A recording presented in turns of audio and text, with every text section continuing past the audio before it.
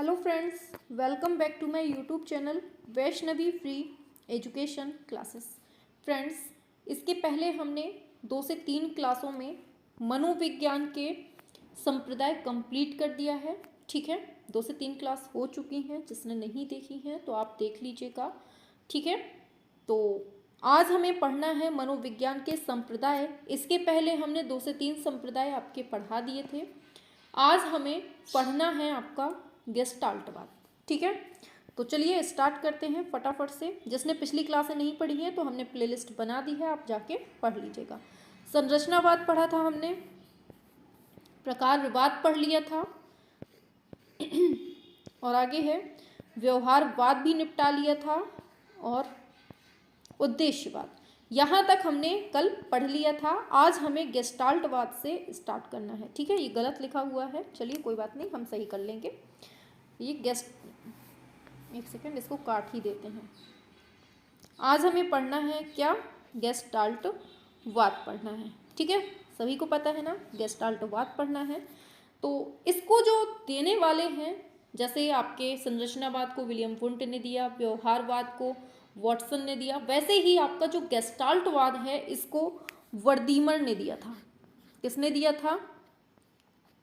वर्दीमर ने दिया था। ये एक तरह के मनोवैज्ञानिक हैं, इन्होंने गेस्टाल्टवाद का सिद्धांत दिया था। अब पूछा जाता है कि वर्दीमर ने गेस्टाल्टवाद की अवधारणा कब दी थी? कब दी थी? तो याद रखना है 1912 में इन्होंने गेस्टाल्टवाद की अवधारणा दी थी। और गेस्टाल्ट जो है, ये शब्द है आपका गेस्टाल्ट, ये किस भाषा का शब्द है ये पूछा जाता है।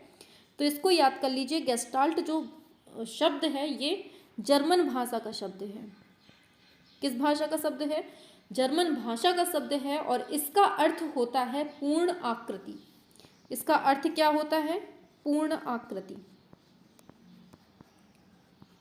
गेस्टाल्ट का अर्थ होता है पूर्ण आकृति, अर्थात किसी समस्या को तभी हल किया जा सकता है जब हमें समस्या का पता हो।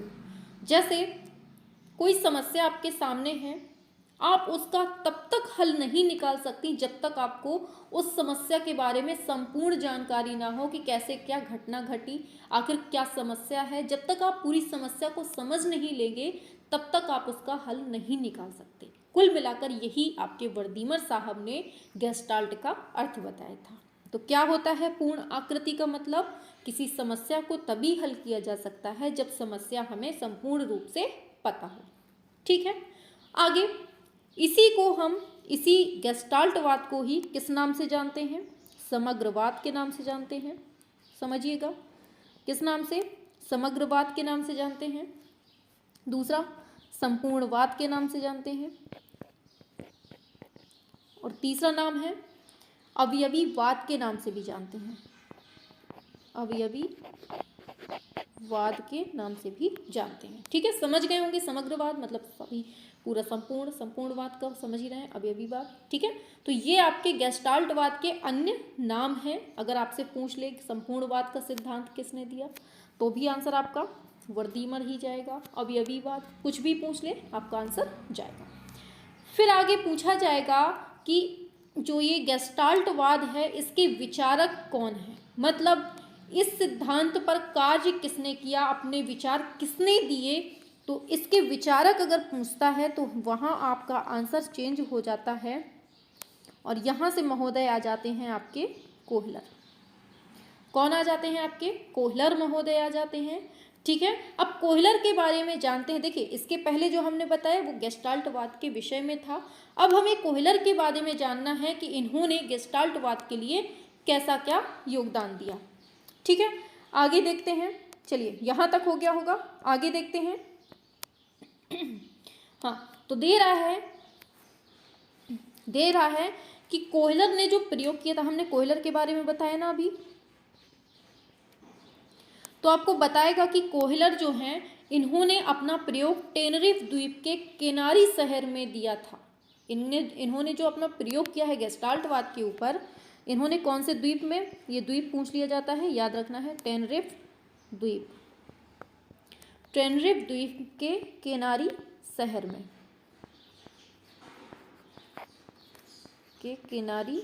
शहर में इन्होंने अपना प्रयोग किया था। ठीक है, और इन्होंने जो प्रयोग किया था ना वो बंदरों पे किया था, बंदरों पे कह लीजिए या फिर वन मानुषों पे किया था। किस पर किया था इन्होंने अपना प्रयोग? वन मानुषों पे किया था। और कितने वन मानुष थे? यहाँ पर 6 वन मानुष थे। ठीक है, लेकिन जो जितने भी मतलब सभी जितने भी इनके फेमस प्रयोग हुए हैं, जितने भी इनके फेमस प्रयोग हुए हैं ना, वो एक नाम मिलता है हमें, सुल्तान। सुल्तान नाम का वन मानुष था। सबसे ज़्यादा जितने भी फेमस इन्होंने अपने प्रयोग किए हैं वो केवल सुल्तान वन मानुष पर ही किए हैं। ठीक है, तो पूछा जाता है उनके बंदर का नाम क्या था जिस पर उन्होंने प्रयोग किया, तो सुल्तान नाम था। ठीक है, यहाँ से समझ में आ गया। अब पूछा जाएगा, देखिए क्या किया था इन्होंने कि बंदर को एक कमरे में बंद कर दिया। ठीक है, वहाँ पर छड़ी रख दी थी तोड़ के, छोटी छोटी ऐसे ऐसे करके, छोटी छोटी मतलब छड़ियाँ रख दी थी छोटी छोटी सी, और उस कमरे में बंदर को बंद कर दिया था।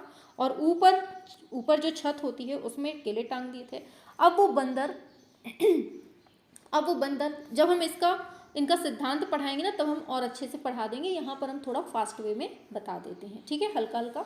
तो जब बंदर को कमरे में बंद कर दिया और ऊपर केले टांग दिए, तो जो बंदर था वो अपनी सूझबूझ से, अपना दिमाग लगा के, अपने विचार प्रस्तुत करके, जो छड़ी थी उनको एक दूसरे से कनेक्ट करके, एक दूसरे को एक से एक जोड़ के, ऐसे ऐसे पीछे पीछे से जोड़ जोड़ के उसने एक बड़ी सी छड़ी बना ली और ऊपर से केले प्राप्त कर लिए।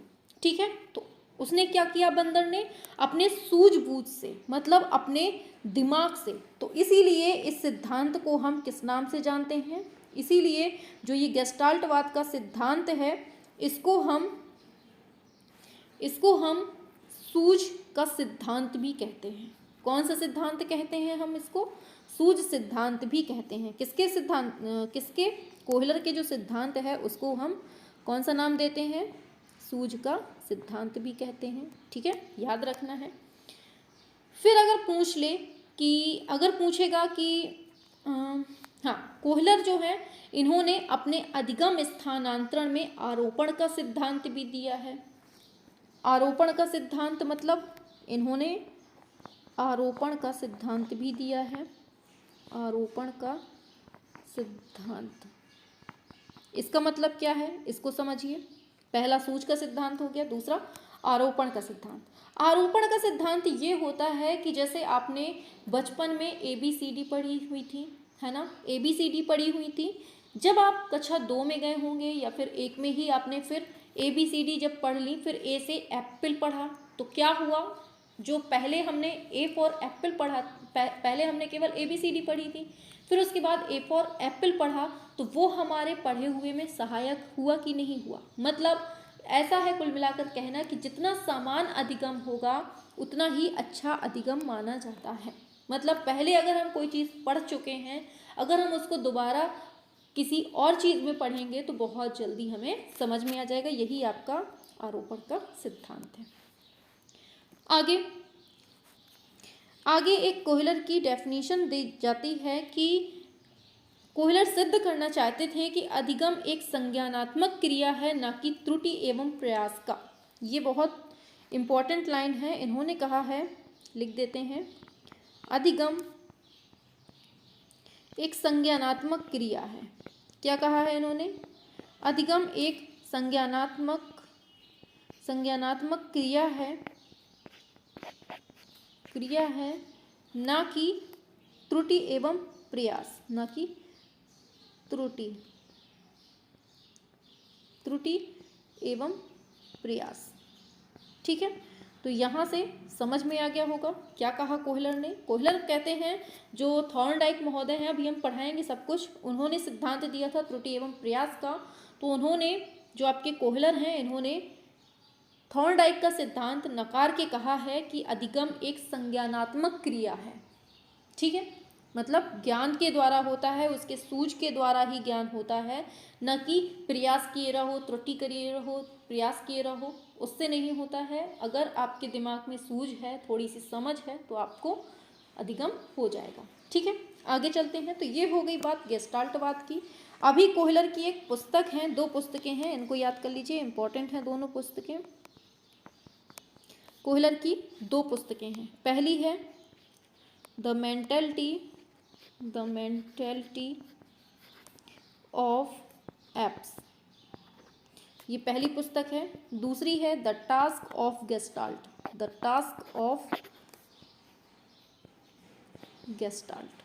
ठीक है, तो ये आपकी 2 पुस्तकें हैं जो बहुत इंपॉर्टेंट हैं, एग्जाम में पूछी जाती हो, वो चाहे सुपर टेट हो चाहे यूपी टेट हो, कोई भी एग्जाम आप दें ये पूछी ही जाती हैं, दोनों इंपॉर्टेंट हैं, याद कर लीजिए। ठीक है, आगे बढ़ते हैं। अब आता है नेक्स्ट संप्रदाय। कौन सा? नेक्स्ट संप्रदाय है आपका बहुत इंपॉर्टेंट, मनोविश्लेषणवाद। कौन सा है? मनोविश्लेषणवाद। अब इसको भी किसी मनोवैज्ञानिक ने दिया है, तो इसको दिया है सिगमंड फ्राइड ने दिया है। किसने? सिगमंड फ्राइड ने दिया है। और ये जो फ्राइड हैं ये कहाँ के हैं ये पूछा जाता है, तो आपको याद रखना है ये ऑस्ट्रिया के मनोवैज्ञानिक हैं। ठीक है, कहाँ के हैं ये? ऑस्ट्रिया के हैं। मनोविश्लेषणात्मक सिद्धांत के जनक भी कहा जाता है। ठीक है, अब देखिए इन्होंने स्वप्न विश्लेषण विधि का प्रतिपादन भी किया है। कौन सी विधि का? स्वप्न विश्लेषण विधि। किसने दी है? तो आपके सिगमंड फ्राइड ने दी है। फिर दूसरा बोलेगा कि फ्राइड ने विस्मृति का गमन का सिद्धांत भी दिया है। कौन सा? विस्मृति का गमन का सिद्धांत। विस्मृति का गमन का सिद्धांत भी दिया है फ्राइड ने। ठीक है, याद रखना है। फिर पूछेगा व्यक्तित्व का मनोलैंगिक सिद्धांत किसने दिया है? व्यक्तित्व का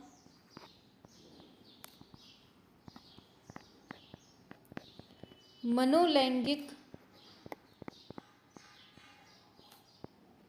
सिद्धांत किसने दिया है? आपके फ्राइड भाई साहब ने दिया है।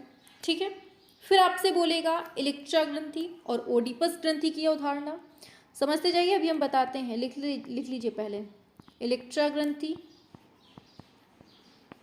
प्लस ओडिपस ग्रंथि।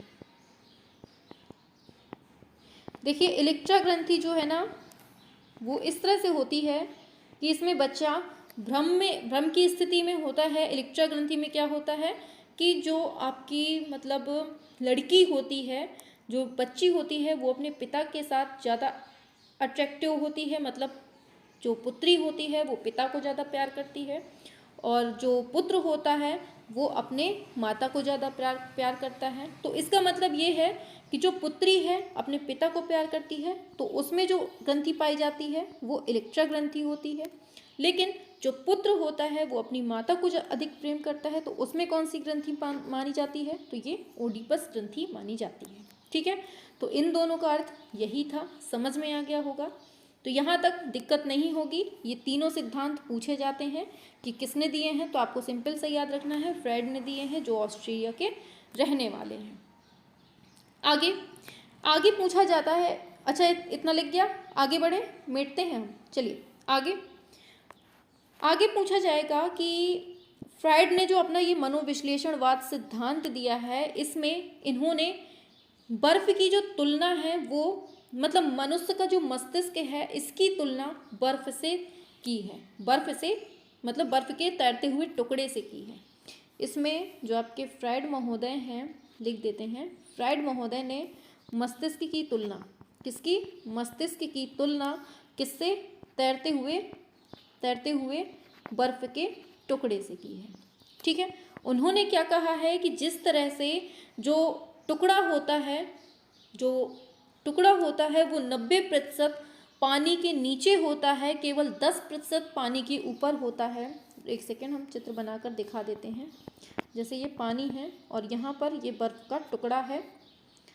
एक सेकेंड, ये बर्फ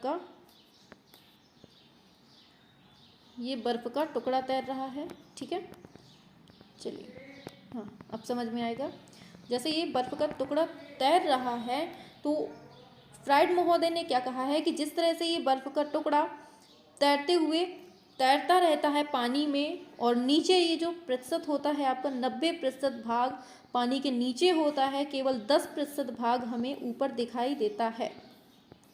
क्या कहा है? केवल 10% हमें ऊपर दिखाई देता है और 90% भाग नीचे पानी के डूबा रहता है। ठीक है, उसी तरह से हमारा मस्तिष्क जो है, मस्तिष्क का भाग केवल 10% हमारा बाहर होता है, बाकी जो 90% भाग है वो अंदर की तरह दिखता है, हम उसको समझ नहीं पाते। और जो 90% भाग होता है उसको इन्होंने अचेतन कहा है। क्या कहा है? इसको अचेतन मन कहा है। और जो बाहर 10% दिखता रहता है उसको इन्होंने चेतन मन कहा है।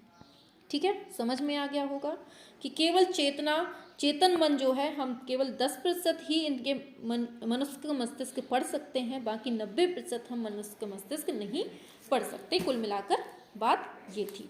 ठीक है, समझ में आ गया होगा, कहीं कोई कंफ्यूजन नहीं होगी। चलिए आगे चलते हैं। अब यहाँ से तो समस्या नहीं होगी।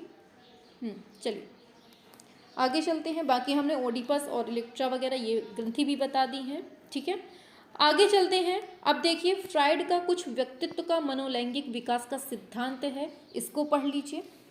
क्या है? चलिए फ्राइड का लिख लेते हैं।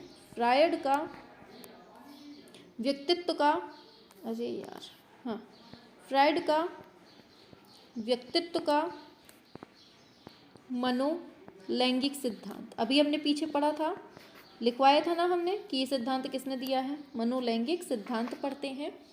तो इसमें क्या है, इसमें इन्होंने टोटल पूरी काम वासना को डिटेल, मतलब इसमें पूरा जो दिया है, इसमें टोटल पूरा काम वासना पर रिलेटेड इन्होंने अवस्थाएं बताई हैं। काम वासना पर आधारित इन्होंने अवस्थाएं बताई हैं बच्चे की। तो अब देख लेते हैं क्या होता है। ठीक है, यहाँ तक समस्या नहीं होगी, पूरा अच्छे से समझा दिया है। अब देखिए, इसमें थोड़ा चार्ट बनाना पड़ेगा, इसलिए यहाँ जगह नहीं है, इसको हम मेट देते हैं, आगे से समझाते हैं। ठीक है, तो चलिए अब देख लेते हैं, थोड़ा सा चार्ट बनाना पड़ेगा बड़ा सा। चलिए, तो पहले हम डाल देते हैं अवस्था, फिर हम डाल देते हैं उम्र, और फिर लिख देते हैं काम वासना का केंद्र।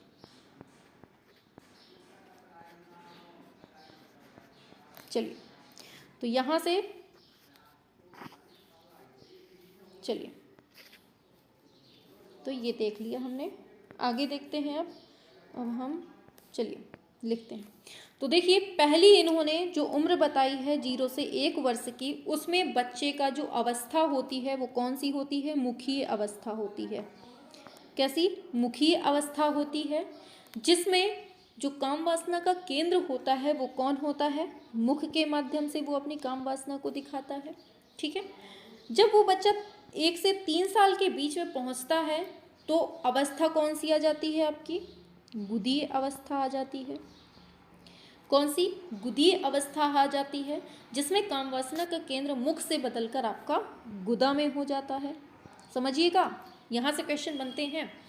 फिर अगर 3 से 6 वर्ष की उम्र देखते हैं तो इसमें बच्चे का जो अवस्था होती है वो लिंग में आ जाती है। ठीक है, लिंग में आ जाती है, और यहाँ पर काम वासना का केंद्र हो जाता है आपका समलिंगी ईर्ष्या। समलिंगी ईर्ष्या उत्पन्न हो जाती है। ठीक है, मतलब आपस में जो समलिंगी होते हैं वो नहीं आ पाते पास में, जो विषमलिंगी होते हैं वो आने लगते हैं। ठीक है, याद रखना है, समलिंगी ईर्ष्या होने लगती है। और जब 6 से 12 वर्ष की अवस्था आती है तो यहाँ पर जो अवस्था होती है काम वासना की, वो सुप्तावस्था हो जाती है, मतलब यहाँ पर थोड़ा सा रुक जाता है, और यहाँ पर समलिंगी प्रेम देखने को मिलता है। ठीक है, यहाँ पर समलिंगी प्रेम होता है। फिर आगे लास्ट आती है आपकी 12 से 20 वर्ष, जिसमें आपका विषमलिंगी प्रेम देखने को मिलता है। कैसा प्रेम? विषमलिंगी प्रेम देखने को मिलता है, और इसमें जो अवस्था आ जाती है वो होती है जननेंद्रिय अवस्था। कौन सी अवस्था?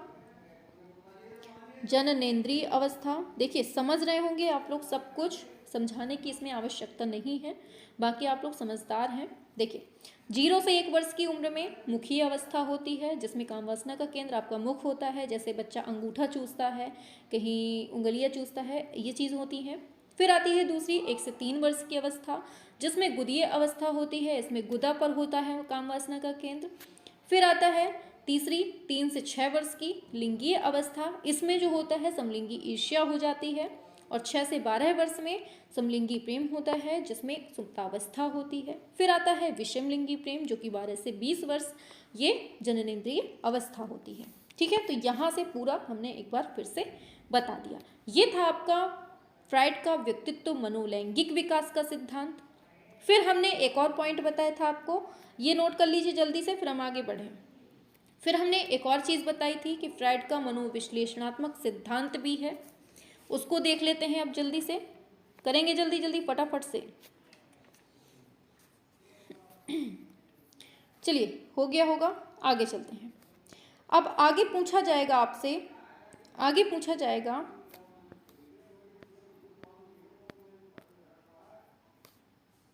चलिए आगे पूछा जाएगा फ्राइड का मनोविश्लेषणात्मक सिद्धांत, जिसमें पहला मनोविश्लेषणात्मक सिद्धांत चल रहे हैं अब, ठीक है, समझिएगा।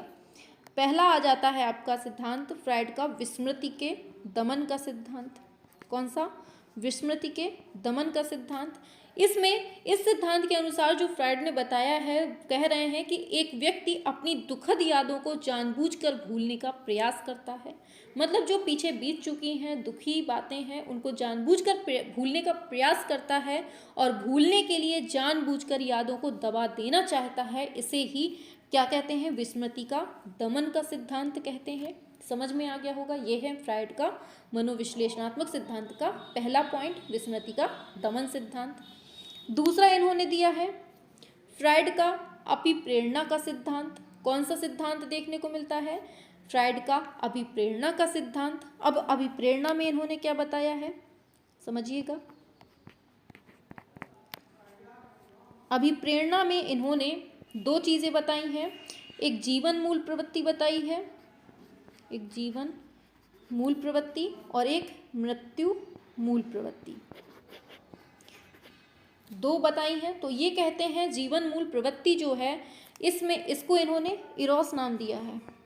ये पूछा जाता है, इसको लिख लीजिए, इरोस नाम दिया है। और मृत्यु मूल जो है इसको थानाटोस कहा गया है, थानाटोस कहा गया है। तो इसको समझिए।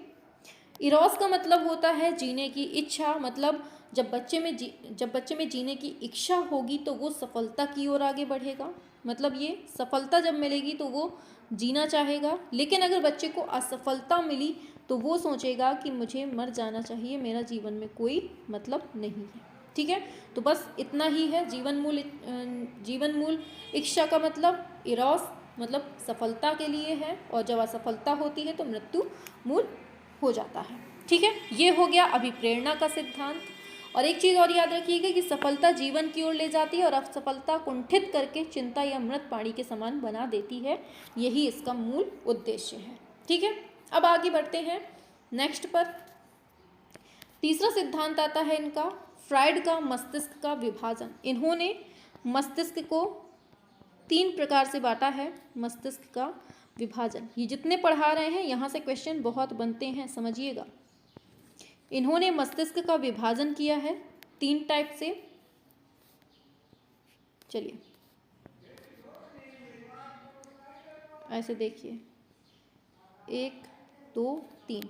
ठीक है, अब देखिएगा 3 विभाजन कैसे किए हैं। सबसे पहले आप देखिए, अभी हमने पीछे बताया था अचेतन मन जो है वो 90% होता है और चेतन मन 10% हमें दिखता है। ठीक है, तो अब समझिएगा, सबसे पहले लिखते हैं हम चेतन, फिर अचेतन, फिर अर्धचेतन। ठीक है, समझिएगा कैसा क्या है।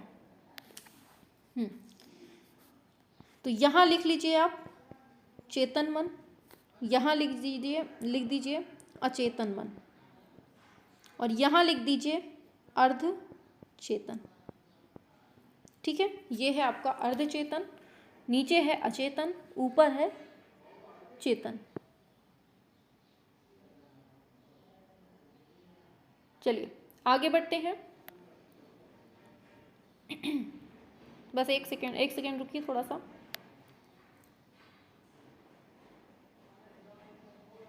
चलिए, तो क्या है,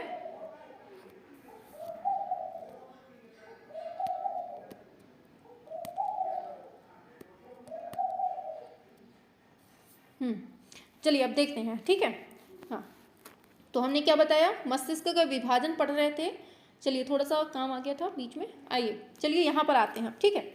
तो क्या हमने बोला, चेतन, अर्धचेतन, अचेतन। तो देखिए चेतन में क्या है, चेतन का मतलब इस तरह से समझिए कि जैसे एक घोड़ा है, जैसे एक तरह से एक घोड़ा है और घोड़े में जो वो घुड़सवार है वो अपना चेतन है, मतलब जो घुड़सवार है वो चेतन है, और जो बेलगाम घोड़ा होता है अपना, कि जिस घोड़े को बेलगाम कर दो बिल्कुल से, बस यहाँ मुँह मारेगा, यहाँ भागेगा, वहाँ भागेगा, वो है अपना अचेतन। अचेतन है बेलगाम घोड़ा जो यहाँ वहाँ घूमता रहता है, किसी के काबू में नहीं होता है, ठीक है। और दूसरा है आपका चेतन जो कि घुड़सवार है, और तीसरा है अर्धचेतन। अर्धचेतन जो है वो इन दोनों को कंट्रोल में करता है। क्या समझे आप, चलिए क्या समझे आप, कि जो चेतन है वो हमारा घुड़सवार है, ठीक है, और जो अचेतन है वो बेलगाम घोड़ा है, और जो अर्धचेतन है वो इन दोनों को कंट्रोल में करता है। एक तरह से कह लीजिए नैतिकता, या बाप कह लीजिए, या फिर धर्म कह लीजिए, कानून कह लीजिए, ये जो होता है ना आपका, ये अर्धचेतन, ये वास्तविकता में जीता है, ये वास्तविकता में जीता है, ठीक है, याद रखना है, ये वास्तविकता में जीता है।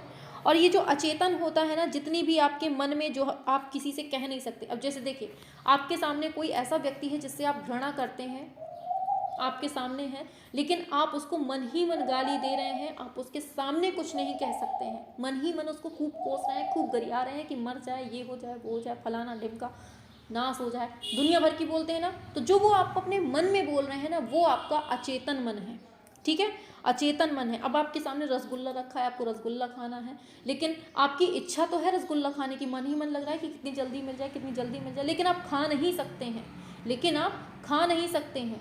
तो ये जो आपके मन में बार बार उत्पन्न हो रहा है कि यार खाया जाए, खाया जाए, खाया जाए, नहीं खा पा रहे हैं, तो ये जो खाया जाए दिमाग में कह रहा है ना, ये आपका अचेतन मन है। मतलब कि जितनी भी उल्टी सीधी भावनाएं, बेलगाम चीज़ें होती हैं, जितनी भी आपकी मन में उल्टी सीधी बातें आती हैं, वो सब आपके अचेतन मन में आती हैं, इसीलिए हम इसको बेलगाम घोड़ा कहते हैं, ठीक है। आगे दूसरा है अर्धचेतन।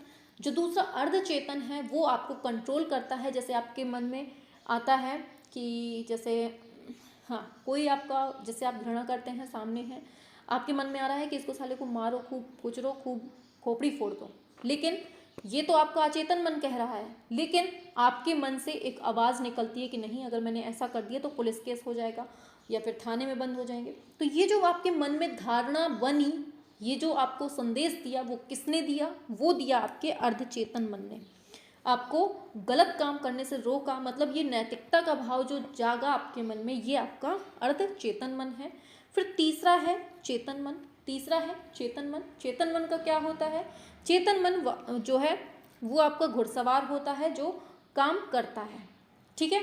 जैसे अब मन, हमारे अचेतन मन ने कहा, मार दो साले को, आपने उठा के पटक दिया उसको, तो ये आपके घुड़सवार है, मतलब चेतन, जो आप कुछ भी काम कर देते हैं अर्धचेतन या फिर अचेतन के कहने पर, वो क्या होता है, चेतन होता है। तो यहाँ से समझ में आ गया होगा, बहुत सिंपल लैंग्वेज में बताया है।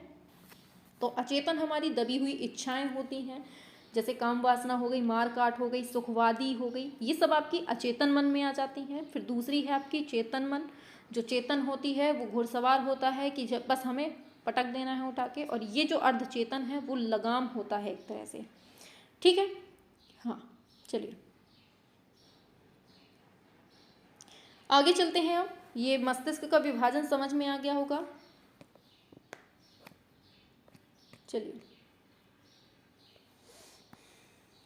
चलिए अब यहाँ से हो गया, यहाँ तक आ गया होगा, स्क्रीनशॉट लेना हो ले लीजिए, समझना हो समझ लीजिए। आगे चलते हैं फिर।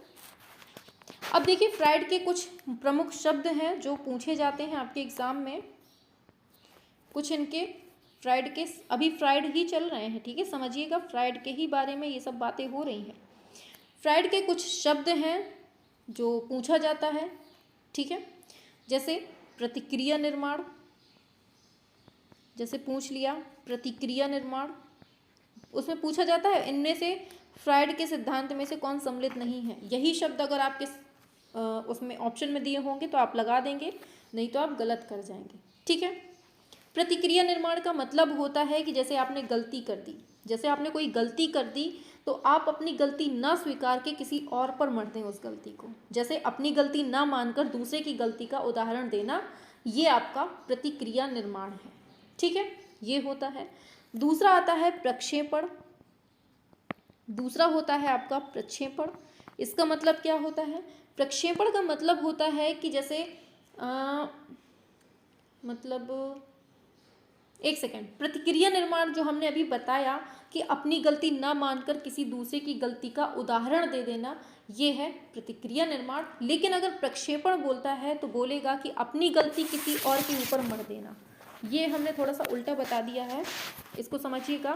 प्रतिक्रिया निर्माण का मतलब होता है कि किसी दूसरे की गलती का उदाहरण दे देना और अपना खुद स्वच्छ बन जाना, लेकिन प्रक्षेपण में होता है अपनी गलती किसी और के ऊपर डाल देना, ठीक है। ये हमने शायद उल्टा बता दिया था, इसको थोड़ा सा ध्यान रखिएगा। फिर तीसरा होता है आपका पहचान निर्माण, तीसरा होता है पहचान निर्माण। इसका क्या मतलब है, या फिर इसी को हम तादात्मीकरण भी कहते हैं, तादात्मीकरण भी कहते हैं। इसका मतलब होता है कि आप अपनी खुद की पहचान, जैसे आप लोग कह देते हैं ना कि हमारे भैया दरोगा हैं, हमारे भैया नेता हैं, हमारे भैया ये हैं, फलाना है ढमकाना है, आप कह देते हैं ना, तो अपनी पहचान किसी प्रसिद्ध व्यक्ति से जोड़ देना, ये आपका तादात्मीकरण होता है, या फिर पहचान का निर्माण कह लीजिए। फिर तीसरा आता है आपका विस्थापन। क्या है तीसरा आपका? विस्थापन आता है। इसमें क्या होता है, एक जगह की भड़ास किसी दूसरी जगह निकाल देना, ठीक है, ये होता है। फिर आता है आपका मार्गांतरीकरण। क्या है? मार्गांतरीकरण। इसमें क्या होता है, किसी बुरी आदत का मार्ग बदलकर अच्छी आदत बना लेना। कोई आपकी बुरी आदत है, उसको बदल के आपने उसको अच्छी आदत बना ली, ये है आपका मार्गांतरीकरण। आगे फिर आता है एक शोधन। हाँ, क्या आता है? शोधन, जिसे हम उदात्तीकरण कहते हैं, उदात्तीकरण कहते हैं। उदात्तीकरण मतलब किसी खतरनाक संवेग को प्रत्यक्ष ना प्रकट करके परोक्ष प्रकट कर देना। जैसे कोई रैपिस्ट है, जैसे कोई, समझिएगा एग्जाम्पल दे रहे हैं, जैसे कोई रैपिस्ट है, उसके अंदर कामुकता की भावना आती है, तो वो प्रत्यक्ष ना प्रकट करके वो मान लीजिए चित्र बना देता है, कोई पेंटिंग बना देता है उसकी, तो उससे उसका क्या हुआ, खतरनाक संवेग को उसने प्रत्यक्ष न प्रकट करके उसने परोक्ष प्रकट कर दिया। ये इस तरह से उदात्तीकरण होता है, ठीक है, समझ में आ गया होगा। चलिए आगे फिर एक शब्द और है, पूछा जाता है नार्सिज्म को किसने दिया है, तो ये भी याद रखना है। नार्सिज्म का मतलब होता है बच्चे जो स्वभाव से स्वार्थी, मतलब नार्सिज्म का मतलब ना स्वयं से प्रेम होता है, स्वप्रेम। नार्सिज्म मतलब स्वयं को चाहना। बच्चे जो है स्वभाव से स्वार्थी होते हैं और वे सिर्फ अपने ही बारे में सोचते हैं, इसका ये मतलब है। फिर एक बहुत पूछा जाता है लिबिडो। क्या है शब्द? लिबिडो है, लिबिडो कहते हैं। इसका मतलब क्या होता है? इसका मतलब है कि काम वासना को जीवन शक्ति मानते हुए लिबिडो, मतलब कि जो आपकी सेक्सुअल लाइफ होती है उसी को ही अपनी रियल लाइफ मान लेना ही ये लिबिडो है, ठीक है, उसकी एनर्जी को ही अपनी शक्ति मान लेना। आगे एक और पूछा जाता है प्रत्यागमन, नीचे लिख देते हैं, छोटी सी जगह है। नेक्स्ट है प्रत्यागमन। इसमें क्या होता है? इसमें क्या होता है प्रत्यागमन में? जब व्यक्ति उम्र के विपरीत व्यवहार करता है, जैसे बच्चों की तरह वयस्क होने पर भी फूट फूट कर रोने लगो, तो ये हो गया प्रत्यागमन। उल्टे गुण आ जाए जब, ये होता है। अब आते हैं, ये हो गए आपके जो शब्द थे ना, इनको याद रखिएगा। जैसे कौन कौन से हमने पढ़े? प्रतिक्रिया निर्माण पढ़ लिया, प्रक्षेपण, विस्थापन, पहचान निर्माण जिसे हम तदात्मीकरण कहते हैं, मार्गांतरीकरण, शोधन और उदात्तीकरण, नार्सिज्म, लिबिडो, प्रत्यागमन, ये सब हमने पढ़ लिए शब्द। ये सारे शब्द किसने दिए हैं? फ्रायड ने दिए हैं। ऑप्शन पूछा जाएगा आपसे एग्जाम में कि निम्न में से कौन सा सिद्धांत फ्रायड से संबंधित नहीं है। इनमें से 3 दे देगा, एक अलग होगा, तो आप समझ जाएंगे। आगे अब फ्रायड की कुछ बुक्स हैं वो पढ़ लीजिए, इम्पॉर्टेंट है। आज थोड़ा क्लास लंबी हो रही है लेकिन कोई बात नहीं, इम्पॉर्टेंट है। तो इनकी 2 बुक्स हैं, बहुत पूछी जाती हैं, लिख लीजिए। The principle of psychology, sorry the principle of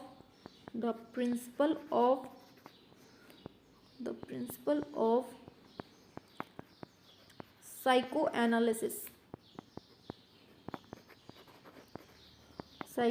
analysis क्या है? The principle of psycho analysis, ये किसकी पुस्तक है? फ्राइड की पुस्तक है।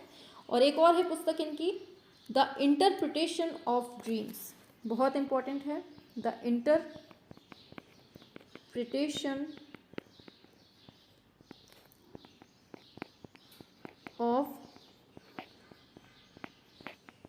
ड्रीम्स, ठीक है। तो ये 2 परिभाषाएं, सॉरी 2 बुक्स हो गई, किसकी है ये? फ्राइड महोदय की हैं। दोनों इम्पॉर्टेंट है, इनको अच्छे से पढ़ लीजिएगा, ठीक है, समझ लीजिएगा। तो क्लासें सारी बहुत इंपॉर्टेंट हैं, आज हम केवल इतना ही रखते हैं। अब जो नेक्स्ट क्लास होगी अपनी, उसमें हम विकास की अवस्थाएं पढ़ेंगे। अब हम जो नेक्स्ट क्लास होगी ना कल, उसमें हम विकास की अवस्थाएं पढ़ेंगे, ठीक है। तो सभी लोग डेली जुड़ा करिए रात में 8 बजे, ठीक है। हमने प्लेलिस्ट बना दी है जिसमें पिछले की 3 से 4 क्लासें हो गई हैं, शायद नहीं देखी हैं तो आप देख लीजिएगा, ठीक है। कल से हमें विकास की अवस्थाएं पढ़नी हैं। आपकी जो ये है आपकी शैशवावस्था, ये हो गई आपकी बाल्यावस्था, ये सब, और ये है आपकी किशोरावस्था। तो ये सारी अवस्थाएं हम धीरे धीरे करके पढ़ लेंगे, ठीक है। तो उम्मीद है अच्छे से समझ में आया है। नहीं समझ में आया है तो बता दीजिएगा, क्या नहीं समझ में आया तो हम उसको समझा देंगे। चलिए फिर मिलते हैं नेक्स्ट क्लास में नेक्स्ट सेशन के साथ।